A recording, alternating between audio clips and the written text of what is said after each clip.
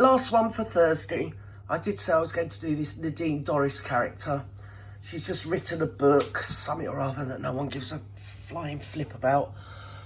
Oh, I'm bored already. She's one of these that she was a Borisite when she was up in Parliament. Well, I think she had a girl crush on him, didn't she? She did. And he was going to make her a dame or something or other, and she got turned down by the other people. I don't know why. They probably knew she was writing a book. Whatever. No one cares.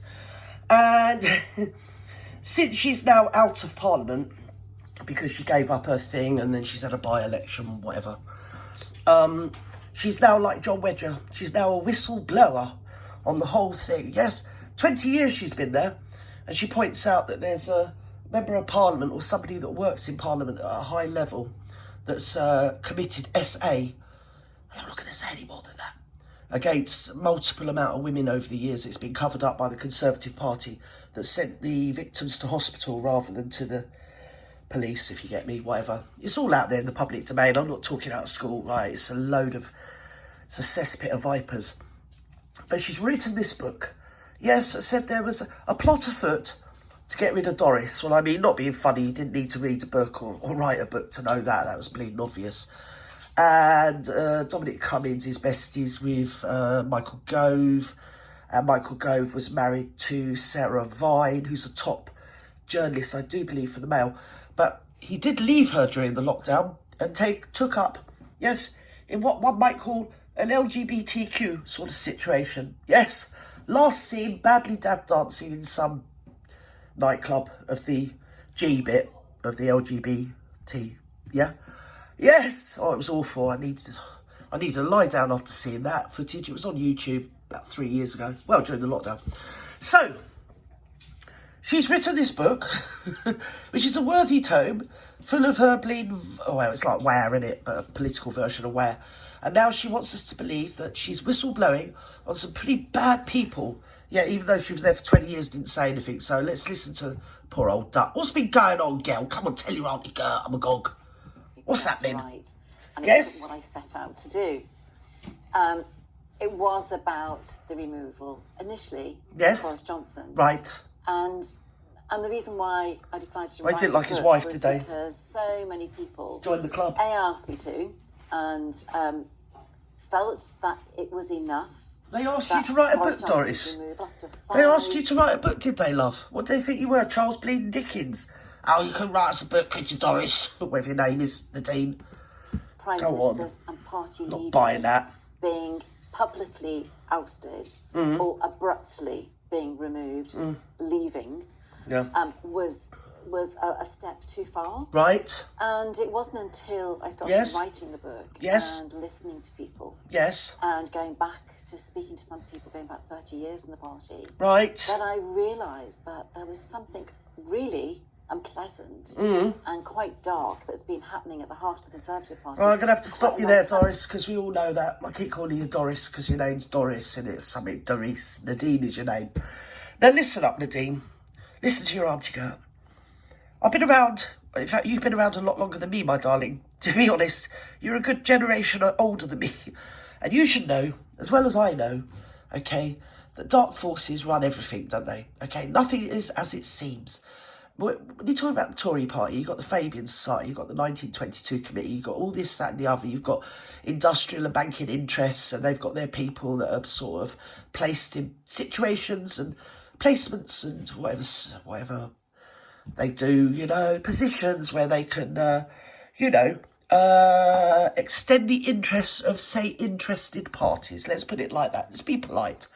So you've got all sorts of assignations, all sorts of people that are there for their own reason, nefarious reason. None of them are there. You've only got to look around Britain. Members of Parliament are there for their constituencies. I mean, you hear a few, Andrew Bridgen, oh, he loves his constituents and all. Yeah, everywhere you go is run down. Everywhere you go in Britain, it's not a green and pleasant land anymore. Go to any city, any town, yeah? Even the little darling, sweet little Cotswoldy type villages are suffering.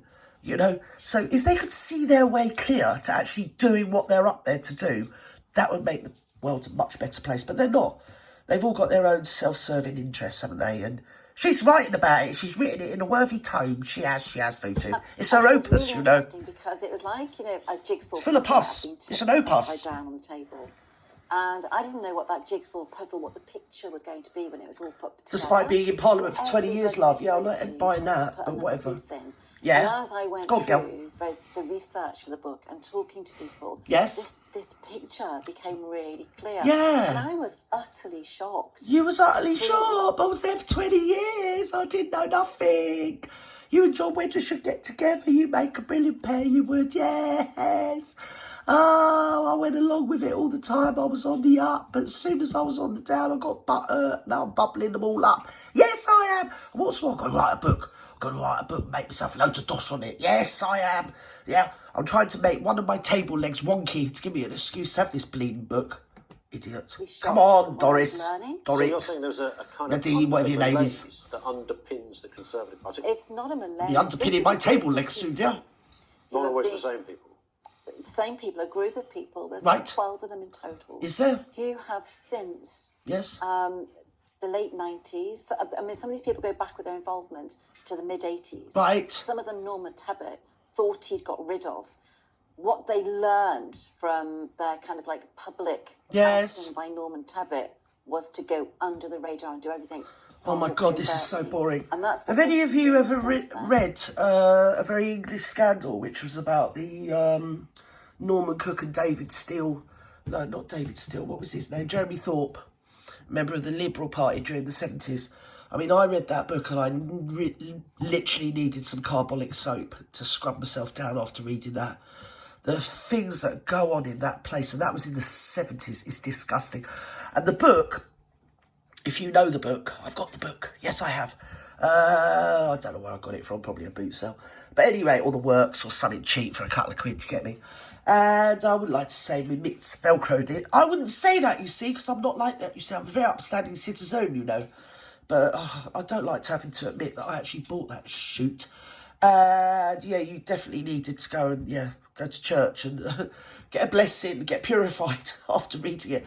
And that was about stuff that was going on in the 70s. And the thing with that book is, when you read it, you just know that it's not telling you the story it's telling you is bad enough, but you know it's holding back. You just read between the lines that actually there's a lot worse going on. Yes. Oh, it's a veritable cesspit. Where you get power, yes, you get a lot of power outages or whatever, don't you? It's become very clear, having read parts of it, that goes far beyond Boris. It starts, as you say, decades before. Yeah. What does it start with? So it starts really with the removal of Ian Duncan Smith. Who? What that was about. Who was that? Why was Where was that? Howard imposed? What's that? What was that about? Oh, to see us time. And then it was about David Cameron and George Osborne. And people who think David Cameron... George Osborne was off his barnet every day of the week. Stop. His resignation wasn't engineered.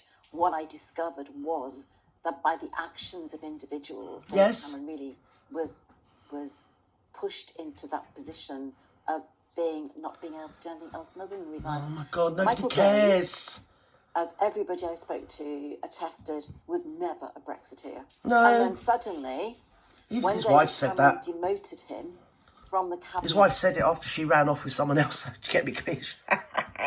Oh, poor old Sarah. And I'll tell you what, she's looking so much better since she got rid of him. Horrible little sneaky school prefect. Look, you know what I mean? You know Michael Gove? Yes, little wrong-un. His cabinet positions, education... I'm sure they're all bleeding. Chief Whip. Anally, retentively bleeding. Well attested in annoying. Many newspaper reports and accounts that people have. Michael Gove was absolutely destroyed by that. Literally destroyed. A, because he couldn't keep Dominic Cummings at his side any longer. Oh, he couldn't keep Dominic Cummings and going to his side anymore. He couldn't. He should just stamped on his glasses because he would have drove the whole length of the M4. Wouldn't need to get to him then. I'm just testing my eyesight. I can't see. Go on. Cummings was his aide, of course. Yeah, long been his aide. Yes, lemonade. It's big old lemonade, Dominic. Cummings is Michael Gove. They are like that and have been like that. Oh, have they? Well over 20 years. Are we hearing something? Is this a protestation? Or is this an annunciation? Oh, has she bubbled them up? Dominic Cummings and Michael Gove are like that. Like what? Oh, where angels fear to tread, I say not no more. My lips are sealed. Yes, they are velcroed together, dears. Still are well over 20 years. Well over 20 years. So after David Cameron demoted Michael Gove, that was it. Oh, that was it. Over for David Cameron. Right. So they went onto the Michael Gove went to the Brexit side. Now you might say Brexit won. What if they hadn't won? Well, what that stopped David Cameron from doing was being able to have cabinet collective responsibility in order to have the government machine fire into the Remain campaign. I literally have got no time for this bird that describes people working as and coming up with good ideas and actually implementing policies. She calls it heavy lifting. I literally cannot listen to anything she says. Hey, they're all doing the heavy lifting. They're all doing... No, you're not. You're not. You're sat in your 3 bars up there getting pissed up, all snitching and bitching on one another instead of doing your jobs. So let's have it right. Come on. Carry on. You know, Brexit did win. Yes. And that was never going to result in anything other than David butthurt that he went off with Carrier, not her. So via some very clever means, David Cameron ended up resigning, and we've lost so many. It is extraordinary that the party... Do you think it might be a plan, my dear? Is so undemocratic. I mean, it'd be easy, shush, Doris, shush. It'd be easy to say, oh, well, the Dark Forces are globalist. Yeah, maybe a bit, but I don't think it's necessarily just down to that. I mean, when you get industry in the pocket of government, you get, oh, what's the dictionary definition of fascism? Something like that, isn't it? So something's going on. It's been going on forever. And, I mean, the people she's talking about going back to Tebbit, I mean, you know, they were probably have taken over from people that did it, you know, during the 80s, 70s, 60s. It's always gone on. Always the people with the power. They're the mouthpieces. It looks like they've got power. They've got none. It's the people you can't see, you know. The men in dark suits or whatever, I don't know. The men in black. I don't know what I'm on about. But you know what I mean? It's always the people that you don't know about, that you haven't heard about. They're the ones with power, yes. Not the people that are up there. Probably narcissists, you get me? Oh, look at me, I'm wonderful. Vote for me. Ah! And now they're calling for Suella Braverman. She told the homeless that they're not allowed to sleep in tents. No, because it's offending her eyesight or something or other. And then she said something about this bleeding Mickey Mouse protesters going around this weekend. And now everybody's got her head on the block and they're calling, well, the media class are calling for her to be sacked. And Sunak's come out with her because obviously he's had a lot of by-elections. Yes, you know, lots of by-elections, yes. And none of us, we don't want to hear about them, do we? It'd be nice if they just did their bleeding jobs. The country is in an appalling bleeding shitstorm. Yeah, and it's because you've been up there self-aggrandising and feathering the bleeding nests and not doing your jobs. That's what's gone on. And now we've got a bleeding book all about it. Oh, my God. And you know what? I'm not being rude to Nadine, but what she probably knows is a microcosm of what really goes on. Do you get me, Capiche? Say no more. Removed by no one who has a vote. People know who I'm talking about. And I don't think it's going to be too long before somebody may decide that they're going to do the outing for me. I can't possibly say who some of these people are, but I think it's only going to be a matter of time. But what is their game? We know there's a lot. Not that guy that says you're a bunch of plebs, is it? A very senior individual. No again, one cares. Who I can't name. And I recounted what a cabinet minister... Listen, if you're not prepared to name him, and the one that's doing all this internecine warfare and causing all this friction amongst government, just shush, just stop flapping your gums. And also, you're making allegations about this serial, SA person, sort of apist. I don't want to say, begins with R, sounds like apist, that the Conservatives are covering up. This is barnstorming. This should be on the front page of every newspaper. Oh, yeah, we're all for women, #MeToo movement, but shh. Yeah, wait until I sold my book, because I ain't going to say who he is. No, I ain't. Listen, if it was me, I'd have rung the police on him. I don't care who he is. Yes. But apparently the victims are all hushed up. Oh, they're nice.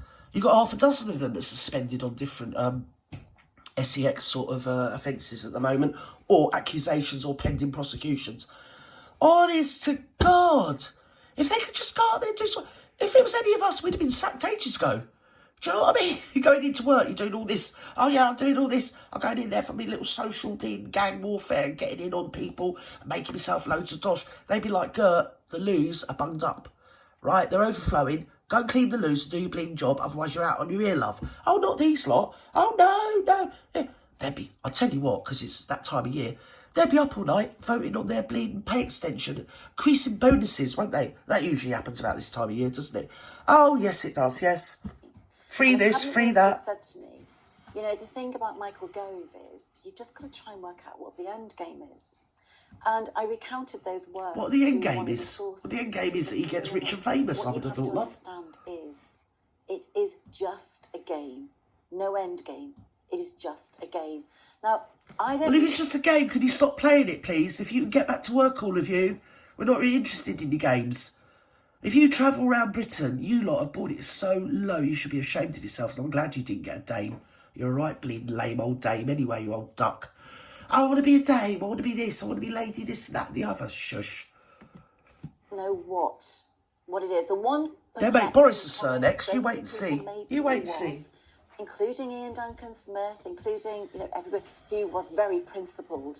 Ian Duncan Smith does not tell lies. No, Ian Duncan Smith was all right. The one thing I... If only I can remember who he was. It's probably why he was all right. To many of these people and to Ian was that, and Ian said it so many times, and so did others, and so did Boris. Boris says it to me numerous times in the book.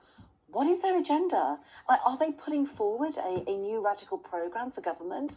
Are they putting forward the basis of a new manifesto for an election? No. Are they wanting to turn the Conservative Party in a different direction? Yeah, they're trying to serve it into... And of course, the answer to all of that is a fascist sort of dictatorship. And Ian said, you know, they would never articulate to him what it was they wanted. He knew the minute they were going to destroy him. We knew the minute they were going to destroy Boris. These people have been controlling the party. No, look, stop. That's hyperbolic because Boris destroyed himself because he was, at the end of the day, you know, the fish, what is it? The fish rots from the head? Yeah, basically. And I've been here so many times before going on about it. It's getting boring now. If you go back on my back catalogue, I ain't stopped chatting about this the past 3 years. Honestly, the guy was a dementor. Yes. Driving government. For what? And that remains the big question. For what? Why do they do this? What is the... Well, you're destroying it to make money out of your book, and you love. And while you're about it, if you give stuff about anybody or anything right and proper, you should report the guy whose name you know that you're accusing of being what I've said. You know, because nothing will stop me, and I only clean bogs for a living. Anyway, I'm bored of it already. Bye-bye now.